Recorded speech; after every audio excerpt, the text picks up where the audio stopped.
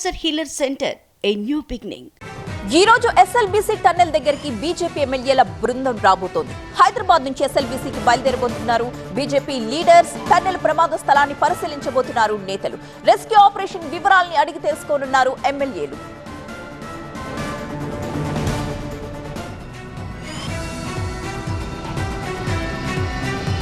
మా ప్రతినిధి శివకుమార్ లైవ్ లో జాయిన్ అవుతున్న స్పాట్ నుండి మరిన్ని డీటెయిల్స్ తో. శివ, ప్రెసెంట్ ఏం జరుగుతోంది? జీపీఆర్ సిబ్బంది డ్రిల్లింగ్ చేస్తున్నట్టుగా తెలుస్తోంది అక్కడ స్పాట్ లో. అంటే ఏదో మెత్తగా తెలుస్తూ ఉన్నాయి, స్కానింగ్ ద్వారా బయటపడ్డాయి, 5 పాయింట్స్ ని గుర్తించారు అని చెప్తున్నారు. సో ఇంకా ఏమైనా చెప్తున్నారా డీటెయిల్స్? ఇవాళ రిజల్ట్ కనిపిస్తుందా?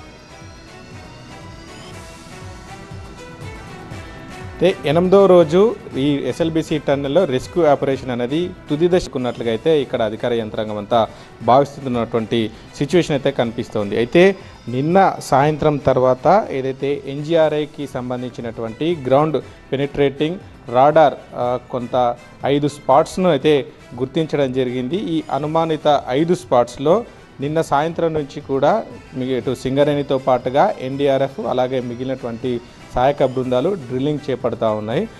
ఈ ఫైండింగ్స్లో ఏం తేలబోతుంది అనే అంశానికి సంబంధించి అయితే సర్వత్రా ఉత్కంఠ అయితే నెలకొల్లింది. అయితే ఈ ఘటనా స్థలం అయితే ఈ ఫైండింగ్స్ అన్నీ కూడా టన్నల్ బోరింగ్ మిషన్ నుంచి పై వైపు అంటే ఎండ్ పాయింట్ వైపు వరకు కొన్ని మీటర్ల దూరంలోనే ఈ ఫైండింగ్స్ అన్నీ ఉన్నట్టుగా కూడా తెలుస్తుంది. అయితే లోపల రెస్క్యూ టీమ్స్ అన్నీ కూడా శక్తి వంచన లేకుండా ఈ రెస్క్యూ ఆపరేషన్ అనేది కొనసాగిస్తూ ఉన్నాయి. ఇవాళ డే 8 నాడు కూడా వైపు ఈ ఎన్జీఆర్ఐకి సంబంధించినటువంటి జీపీఆర్ ఫైండింగ్స్ లొకేషన్లో డ్రిల్లింగ్తో పాటుగా రెగ్యులర్గా గత 7 రోజుల నుంచి కొనసాగుతున్నటువంటి సహాయక చర్యలు ఏవైతే ఉన్నాయో ఇటు లోపల ఉన్నటువంటి బురద కావచ్చు, నీటిని తోడేసేటువంటి ప్రక్రియ, అలాగే శిథిలాలు బండరాలను బయటికి పంపించేటువంటి ప్రక్రియ వేగంగా కొనసాగుతున్నటువంటి పరిస్థితి అయితే ఉంది. దీంతో పాటుగా ఈ టన్నెల్లో కీలకంగా పాత్ర పోషించబోతున్నటువంటి కన్వేయర్ బెల్ట్ కూడా దాదాపుగా రిపేర్ అనేది పూర్తయినట్టుగా తెలుస్తుంది.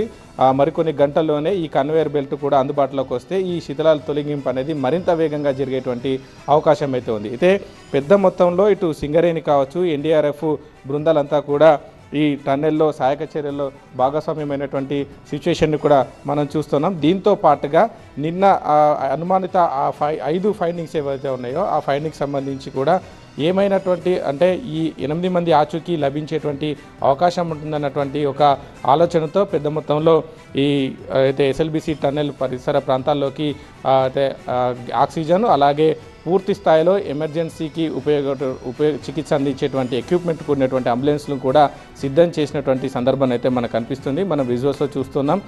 పూర్తి స్థాయిలో అన్ని రకాలుగా వైద్యానికి సిద్ధంగా ఉన్నటువంటి ఒక అంబులెన్స్ టన్నెల్ వైపుకు వెళ్తున్నటువంటి సిచ్యువేషన్ని కూడా మనం చూస్తూ ఉన్నాం.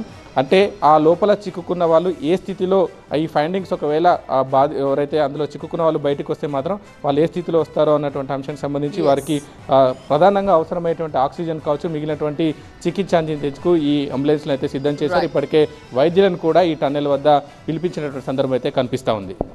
రైట్ శివ.